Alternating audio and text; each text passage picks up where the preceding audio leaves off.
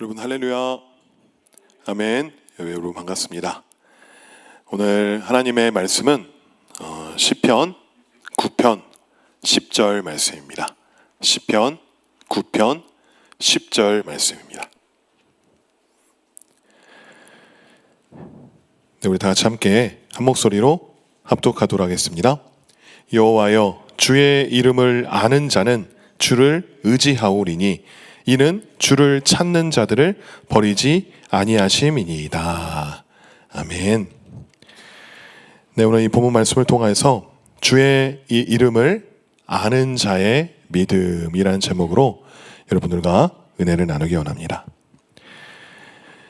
우리는 날마다 예수님을 믿는다, 하나님을 믿는다 라고 고백하며 살아가고 있죠. 그런데 정말로 하나님을 믿고 있는지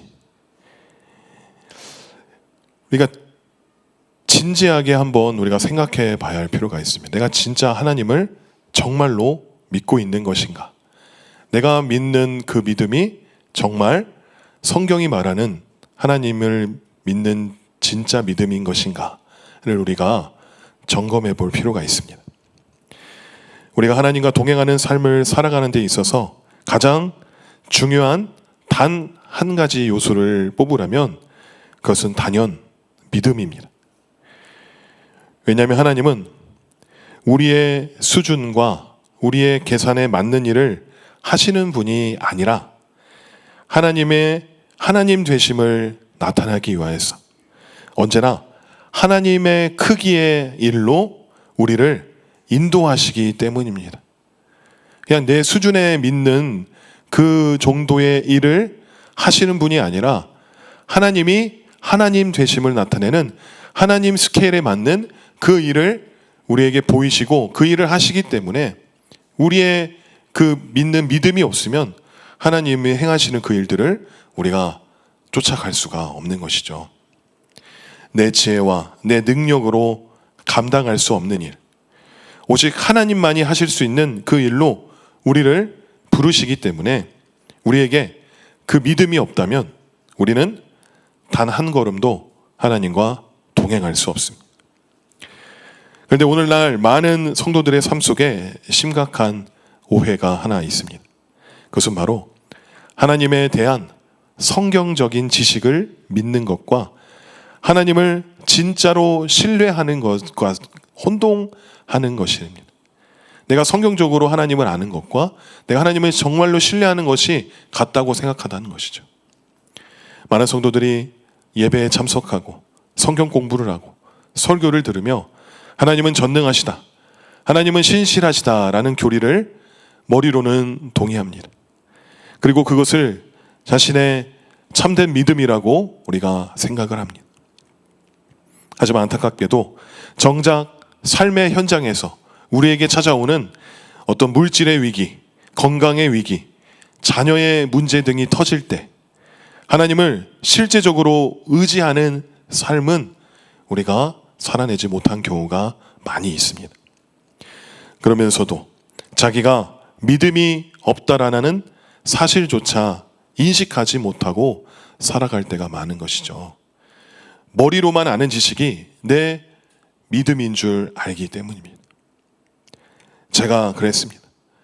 저는 이 고등학교 때부터 대학 청년대에 이르기까지 그냥 종교 생활하다가 수련회 가서 은혜 받고 방언 받고 성령 체험하고 양육 받고 이렇게 하니까 이제 좀 내가 하나님을 잘 알고 그 믿음이 강건하다라는 생각을 갖게 되었습니다. 나 신앙생활 열심히 하고 나 믿음 좋아, 나 믿음 강해, 다른 애들보다 믿음이 뛰어나, 이런 생각을 갖고 살았습니다.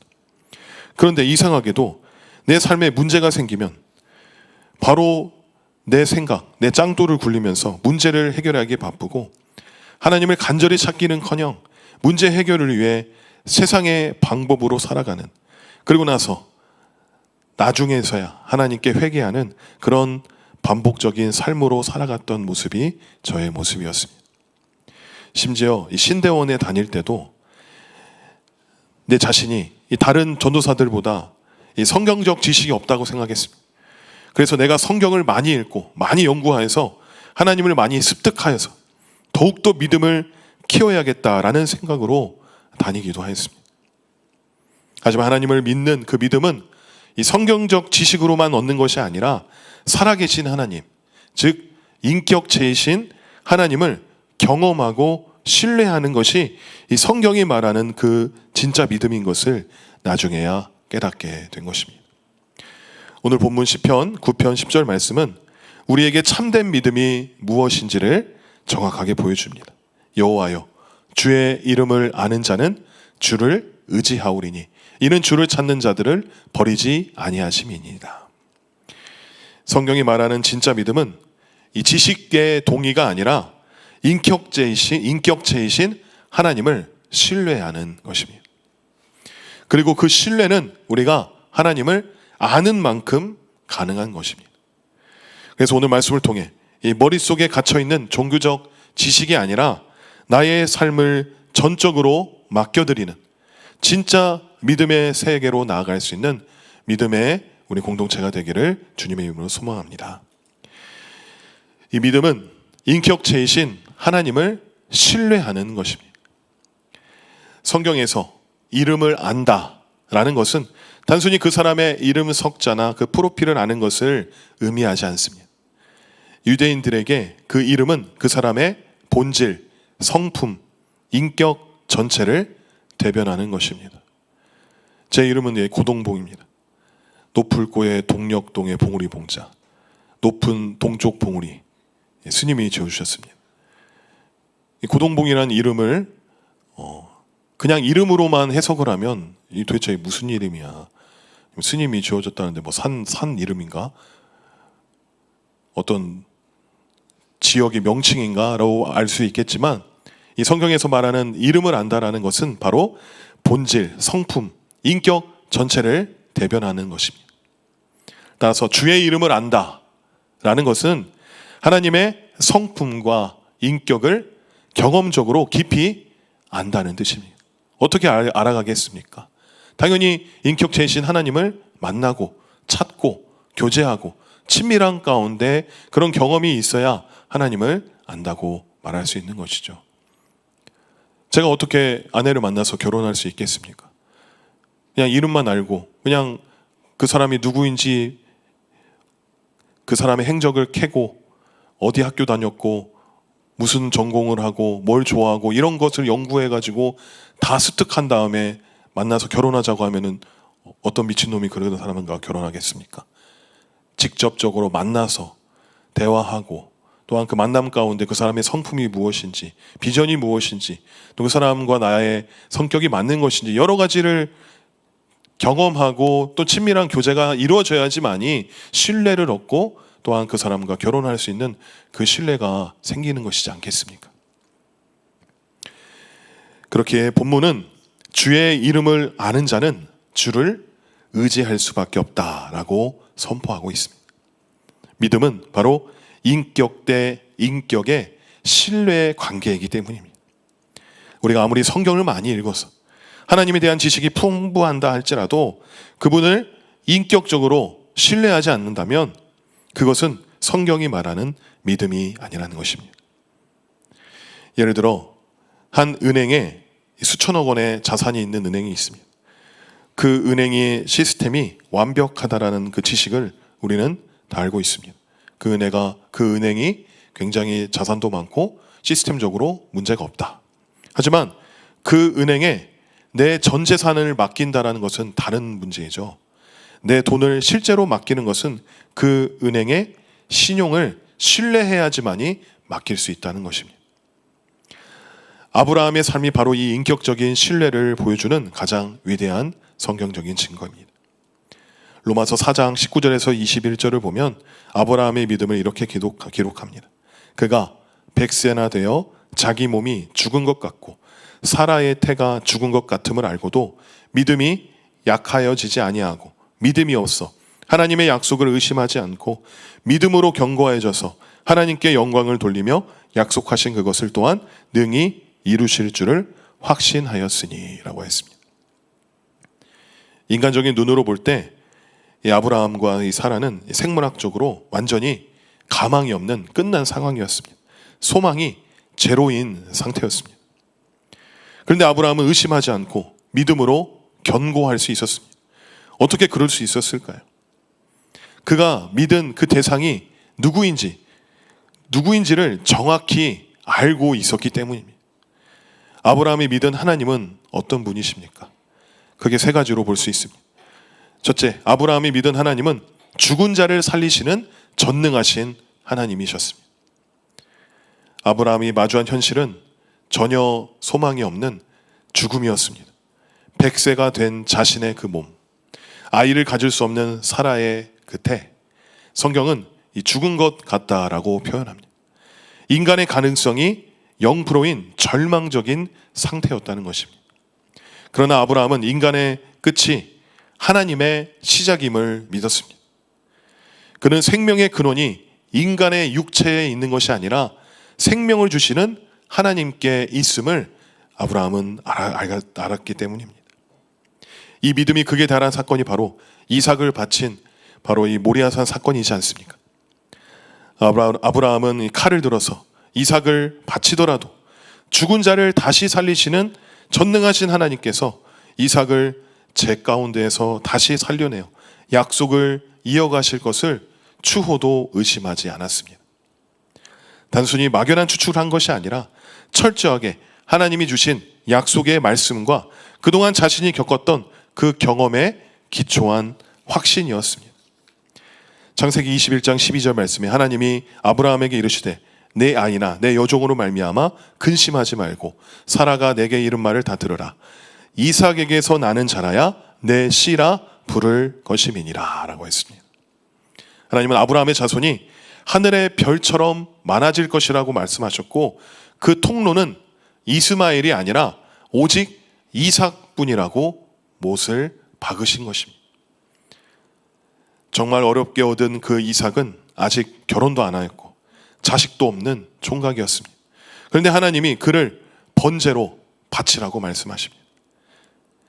많은 고민과 갈등을 했겠지만 아브라함은 주저없이 행동했었던 것은 다음과 같은 논리가 있었기 때문입니다. 첫째, 하나님은 거짓말하지 않으신다. 실수하지 않으신다. 이삭을 통해 대를 잇겠다고 약속하셨다. 두 번째, 그런데 지금 이삭을 죽여서 제물로 바치라고 하신다. 그런 논리를 가지고 있었기 때문에 그렇다면 내가 지금 하나님 말씀대로 이삭을 죽여서 바치더라도 하나님은 당신의 그 약속, 바로 이삭을 통해 대를 잇겠다고 하신 그 말씀을 분명히 이루실 것을 알았기 때문에 그 약속을 지키셔야 하므로 이삭을 다시 살려낼 수밖에 없다라는 그 결론에 이르렀기 때문에 주저없이 하나님 앞에 나아가 이삭을 바치려고 했던 것입니다. 즉 아브라함은 이삭을 통해 큰 민족을 이루겠다라는 하나님의 말씀이 절대 변하지 않고 절대 그 말씀이 이루어질 것을 알고 절대 하나님의 그 말씀이 실수가 없다는 것을 알고 그렇게 믿음으로 행동했던 것입니다. 설령 죽더라도 그 이삭을 부활하실 거라는 그 믿음, 부활의 믿음이 있었던 것입니다. 이러한 아브라함 믿음은 무모한 도박이 아니었습니다. 이삭을 통해 번성케 하리라는 그 하나님의 말씀과 죽은 몸에서 이삭을 태어나게 하신 그 과거의 은혜를 차분히 생각해 본 결과였습니다. 우리도 위기를 만날 때 내 감정을 먼저 보지 말고 이미 주신 하나님의 말씀과 내 삶에 행하셨던 그 과거의 은혜를 우리가 차분히 생각해 봐야 합니다. 그러면 부활의 주님이 보이기 시작할 것입니다. 또한 아브라함이 믿은 하나님, 둘째는 말씀하신 것은 반드시 이루시는 신실하신 하나님이십니다. 민수기 23장 19절에 하나님은 사람이 아니시니 거짓말을 하지 않으시고 인생이 아니시니 후회가 없으시도다. 어찌 그 말씀하신 바를 행하지 않으시며 하신 말씀을 실행하지 않으시랴. 아멘. 여러분, 인간은 약속을 하고 싶어도 그 약속을 많이 하여도 능력이 없어서 못 지키거나 마음이 변하여서 그 약속을 없던 걸로 파기시키거나 마음이 변해서 어기곤 하는 우리 인간의 모습입니다. 어렸을 때 이 설날에 이 세뱃돈 받으면 엄마 아빠가 어떻게 합니까? 너 이렇게 큰 돈 갖고 있다가 잊어버려. 그러니까 엄마 아빠한테 맡겨. 이거 내가 저축해 놓을게. 나중에 너 커서 필요하면 너 꼭 줄게. 그래서 나중에 엄마 나 자전거 사줘. 돈이 어디 있어 이놈아. 돈이 흙 파면 나오냐? 하면서 돈 없어 이렇게 하면 내 세뱃돈 어디 있어요? 준다고 했잖아요. 제 나이가 40이 넘었는데도 아직도 잊혀지지 않는 부모님의 그 현실적인 거짓말입니다. 물론 이 부모님이 나의 세뱃돈을 갈취하셨던 그 돈보다 훨씬 더 채워주시고 부어주신 것은 사실이지만 중요한 것은 인간은 약속을 하고 싶어도 능력이 없어서 못 지키거나 마음이 변해서 어기곤 한다는 것입니다. 하지만 하나님은 그런 분이 아니시죠. 하나님께서는 아브라함에게 자손과 땅에 대한 약속을 주셨고 무려 그 25년이라는 긴 기다림의 시간 동안 그 약속을 절대로 철회하지 않으셨습니다. 아브라함은 99세 하나님을 다시 인격적으로 만난 후에 환경을 바라보지 않고 약속하신 그분의 신실한 성품, 그 미쁘신 하나님의 그 닻을 내렸습니다. 내 몸은 늙었지만 나에게 말씀하신 분은 온 우주에서 가장 신뢰할 만한 분이시다. 그분이 말씀하셨다면 그것은 이미 이루어진 것과 다름이 없다. 그 확신이 그를 흔들리지 않게 붙잡아 주었던 것입니다. 믿음은 내 확신을 키우는 것이 아니라 약속을 변치 않으시는 하나님의 신실하심을 붙잡는 것입니다. 상황은 변해도 주님의 그 약속은 영원한 것입니다. 그리고 아브라함이 믿은 하나님, 세 번째는 없는 것을 이미 있는 것처럼 부르시는 창조주 하나님이십니다. 아브라함이 믿은 하나님은 무에서 유로 창조하시며 시간과 공간을 초월해서 하나님의 주권적인 선포로 역사를 움직이는 분이십니다. 창세기 17장 5절에 이제 후로는 내 이름을 아브람이라 하지 아니하고 아브라함이라 하리니 이는 내가 너를 여러 민족의 아버지가 되게 함이니라. 하나님은 아직 자식이 한 명도 없었던 99세의 그 노인에게 찾아오셔서 그 이름을 아브람에서 아브라함, 이 아브람은 존귀한 아버지, 아브라함의 뜻은 여러 민족의 아버지, 존귀한 아버지에서 여러 민족의 아버지로 바꾸어 버리셨습니다. 눈앞의 현실에는 자식도 없고 나이도 절대 아이를 낳을 수 없는 그런 상태였지만 하나님은 이미 그를 먼저 미리 많은 민족의 아버지라고 선포하시고 그렇게 시작하셨습니다. 이것이 바로 없는 것을 있는 것처럼 부르시는 창조주의 권능인 것입니다. 하나님이 말씀하시면 아직 존재하지 않는 것도 존재하게 되는 것입니다. 아브라함은 이 창조주의 주권을 인정했습니다. 비록 지금 손에 쥐어진 것은 없고 눈에 보이는 증거는 없지만 창조주 하나님께서 너는 많은 민족의 아버지다 라고 말씀하셨기 때문에 그 말씀을 실제로 받아들인 것입니다. 믿음은 눈에 보이는 그 현실을 보는 것이 아니라 바로 하나님의 말씀 속에 있는 영적인 실제를 먼저 바라보는 것입니다. 우리 바라봄의 법칙이라는 게 있잖아요.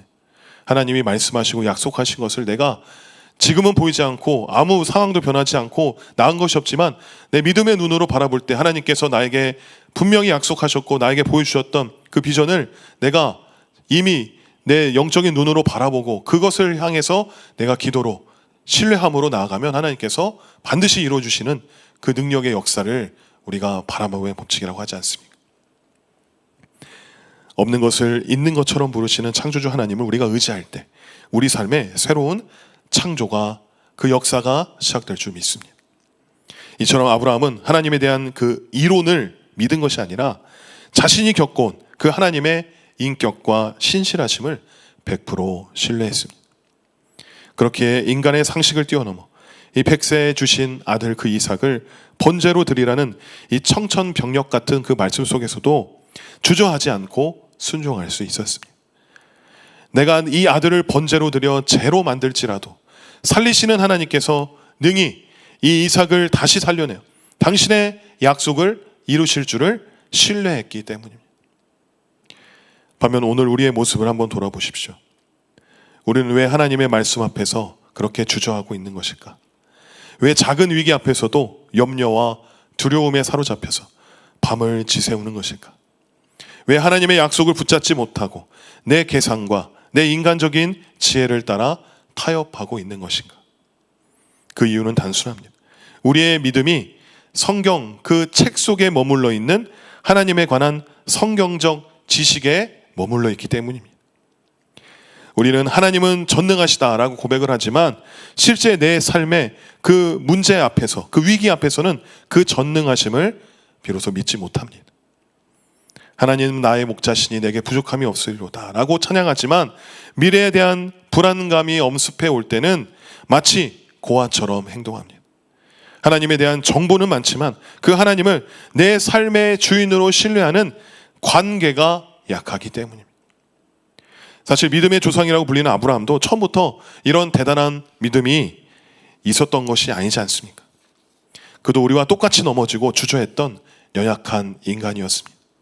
하나님께서 자식을 주겠다고 약속하셨지만 시간이 지나도 이 소식이 없자 아브라함은 인간적인 방법으로 여종 하갈을 통해 이스마엘을 낳지 않았습니까? 내 계산과 내 생각으로 하나님의 약속을 도와드리려 했던 불신앙의 결과였습니다. 그리고 그 이스마엘의 탄생은 오늘날까지도 이어지는 그 중동의 아픔과 이슬람 문제의 단초가 되지 않았습니까? 하나님의 방법을 기다리지 못하고 내 지식과 내 방법으로 행한 선택은 언제나 이러한 영적인 부작용을 낳습니다. 그렇다면 이랬던 아브라함이 어떻게 100세의 그 불가능을 믿고 이삭을 바치는 절대 순종의 믿음으로 변화될 수 있었을까요? 그 전환점은 그의 나이 99세 때였습니다.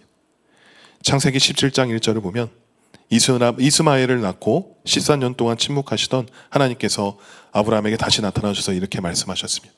아브라함이 99세 때에 여호와께 아브라함에게 나타나서 그에게 이르시되 나는 전능한 하나님이라 너는 내 앞에서 행하여 완전하라.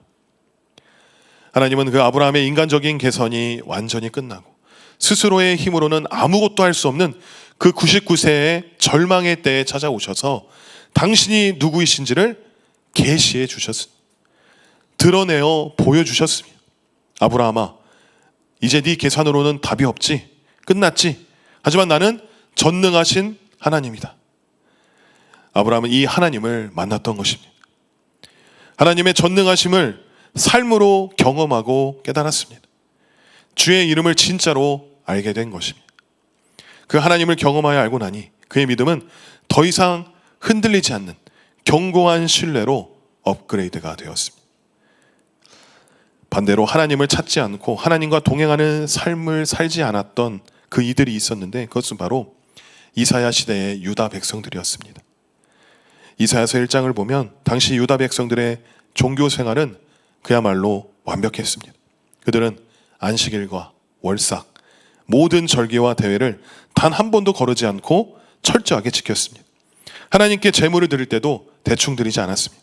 숫송아지, 어린 양, 순양 등 성경이 규정한 그 제물들을 무수히 드렸는데 그것도 가장 살찌고 좋은 것들만 골라서 제단을 가득 채웠습니다. 그뿐만이 아니라 이사야서 1장 15절을 보면 그들은 많이 기도했습니다. 손을 펴고 간절하게 부르짖었습니다. 이 종교적인 기준으로만 보면 이들은 100점짜리 성도들이었습니다. 당연히 그들 스스로도 우리는 하나님을 너무나 잘 믿고 있고 하나님은 우리의 예배를 받으시고 기뻐하신다라고 이 추호도 의심하지 않았을 것입니다. 하지만 그들의 실제 삶의 현장은 어땠습니까? 그들의 행동은 전혀 하나님을 신뢰하지 않았습니다. 이 국가적인 위기가 찾아오고 아수르의 그 군대가 쳐들어오니까 그들은 눈에 보이지 않는 하나님을 신뢰하지 않고 하나님 대신에 눈에 보이는 이집트의 강력한 군사력을 의지하기 위해서 발바닥이 부르트도록 그들과 동맹을 맺으려고 돌아다녔습니다. 이에 대해 하나님은 이사야서 30장 1절에서 3절을 통해 피를 토하듯이 그들을 꾸짖으셨습니다. 여호와께서 이르시되 화 있을진저 패역한 자식들이여, 그들이 계교를 베푸나 나로 말미암지 아니하며 맹약을 맺으나 나의 영으로 말미암지 아니하고 죄의 죄를 더하도다. 그들이 바로의 세력 안에서 스스로 강하려 하며 애굽의 그늘에 피하려 하여 애굽으로 내려갔을 때 나의 입에 묻지 아니하였도다. 그러므로 바로의 세력이 너희의 수치가 되며 애굽의 그늘에 피함이 너희의 수욕이 될 것이다. 철저한 예배자요, 엄청난 기도의 사람, 그런 것을 가졌던 그들이 정작 그들에게 찾아온 위기 앞에서는 하나님을 완전히 배제하고 세상의 방법으로 애굽을 찾아 달려갔던 것입니다. 이 모습이 우리의 모습과 같지 않습니까? 아니, 어쩌면 우리는 당시 그 유다 백성들이 처했던 그 거대한 국가적 위기보다 훨씬 가볍고 사소한 상황에 처했음에도 불구하고 그들보다 더 쉽게 불신의 행동을 선택하고 있습니다. 더 무서운 사실은 우리 안에 불신이 죄라는 그 영적 감각이 완전히 마비되었다는 점입니다. 문제가 생기면 하나님께 묻지도 않고 내 인맥을 동원하고 세상의 잔꾀를 부리고 돈으로 해결하려 하면서도 그것이 하나님을 그토록 분노케 하는 불신앙이라는 사실을 전혀 인식하지 못한다는 것입니다. 오히려 당당하게 말합니다. 목사님, 현실이 이런데 어떻게 하는 거예요? 그런 상황이 닥치면 그렇게 안 할 사람이 세상에 어디 있겠습니까? 다 먹고 살자고 하는 것이죠.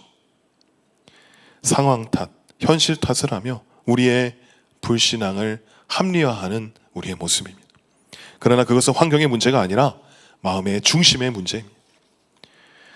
그렇다면 이 세상의 가장 근본적인 문제는 어디 있을까요? 왜 그렇게 예배도 많이 하고 심지어 그 상황에서도 기도까지도 했으면서 결정적인 순간에는 왜 환경을 의지하게 되었던 것일까요? 그 이유는 기도는 했지만 하나님을 찾지 않았기 때문입니다. 당시 유다 백성들이 위기 속에서 기도하지 않았습니까? 아닙니다. 이사야 1장 말씀처럼 그들은 손을 펴고 하나님, 이 위기에서 구원해 주십시오, 아수르를 물리쳐 주십시오 라고 분명히 많이 기도했습니다. 그러나 그들은 문제를 해결해 달라고 소리만 질렀을 뿐 하나님 그분을 찾지 않았다는 것입니다. 하나님의 얼굴을 구하지 않았고 하나님의 통치와 주권에 자신들을 굴복시키지 않았습니다. 기도는 내 욕심을 채우거나 내 불안을 달래는 이 종교적인 수단에 불과했고 마음 중심에서는 여전히 애굽의 군사력이라는 그 세상적인 대안을 마음 가운데 품고 있었던 것입니다. 하나님의 얼굴을 구하며 그분의 인격과 성품을 깊이 구하지 않았기 때문에 그들의 그 위기의 순간에 하나님을 믿음으로 신뢰하고 버텨낼 영적인 힘이 전혀 없었다는 것입니다. 이 비참한 영적 실상을 고발하는 구절이 바로 이사야서 31장 1절 말씀입니다. 도움을 구하러 애굽으로 내려가는 자들은 화 있을진저, 그들은 말을 의지하며 병거의 많음과 마병의 심히 강함을 의지하고 이스라엘의 거룩하신 이를 앙모하지 아니하며 여호와를 구하지 아니하나니. 이 성경은 이렇게 명확히 짚어냅니다. 그들이 애굽의 병거와 마병을 의지했던 진짜 이유는 딱 하나, 이스라엘의 거룩하신 이를 바라보지 아니하고 여호와를 찾지 않았기 때문입니다. 우리가 하나님을 간절히 찾지 않으면 아무리 교회를 오래 다니고 기도의 모양을 가졌어도 위기가 찾아올 때 100% 세상으로 내려가 애굽을 의지하게 만듭니다. 하나님을 찾지 않는 자는 결코 믿음으로 하나님과 동행하는 삶을 살아갈 수 없습니다.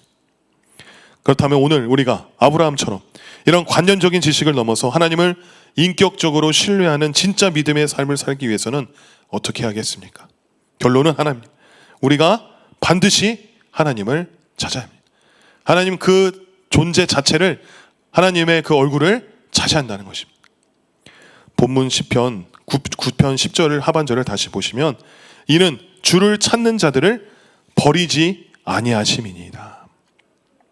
하나님은 자신을 간절히 찾는 자에게 당신의 그 살아계심과 인격을 계시해 주시는 분이십니다.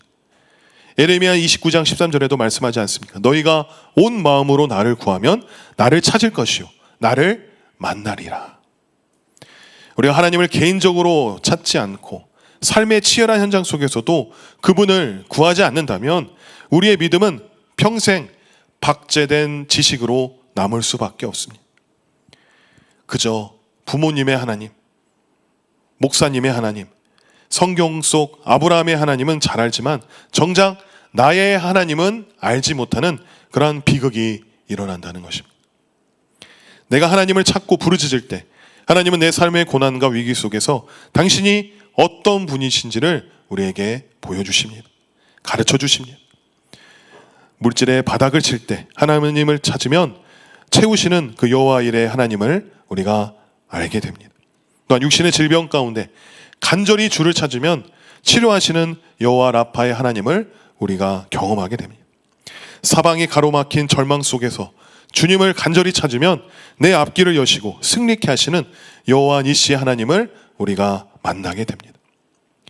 이렇게 삶 속에서 주의 이름을 하나씩 경험하여 알게 될 때 우리의 믿음은 비로소 주를 의지하는 믿음으로 변화되는 것입니다. 하나님을 아는 만큼, 경험한 만큼 그분을 신뢰할 수 있기 때문입니다. 반대로 우리가 하나님을 찾지 않으면 우리는 결코 믿음으로 하나님과 동행하는 삶을 살아갈 수가 없습니다. 사랑하는 성도 여러분, 성경 지식의 화려함 뒤에 숨겨진 우리의 영적인 무신론을 우리가 함께 회개하기 원합니다. 머리로는 하나님을 왕이라 고백하면서도 삶의 그 선택의 순간에서는 내가 왕이 되어져서 세상의 애굽을 향해 달려갔던 우리의 불신앙을 내려놓기 원합니다. 하나님은 오늘 우리를 하나님 크기의, 하나님 스케일의 그 일로 초청하고 계십니다. 내 계산으로는 불가능해 보이고 내 능력으로는 감당할 수 없는 그 믿음의 자리가 혹시 있습니까? 우리는 주저하지 말고 두려워 말고 우리가 믿는 하나님은 죽은 자를 살려내시며 없는 것을 있는 것 같이 부르시는 신실하신 전능의 왕이십니다. 그래서 우리가 세상의 염려와 내 잔꾀를 내려놓고 간절히 주의 얼굴을 구하며 하나님을 찾으시기를 소망합니다. 그래야 해서 내 삶에 찾아오셔서 당신을 나타내시는 그 하나님의 그 이름을 우리가 실제로 경험하고 아브라함처럼 하나님의 약속을 끝까지 신뢰함으로 하나님께 최고의 영광을 돌려드릴 수 있는 저와 여러분들이 되시기를 주님의 이름으로 간절히 축원합니다. 아멘.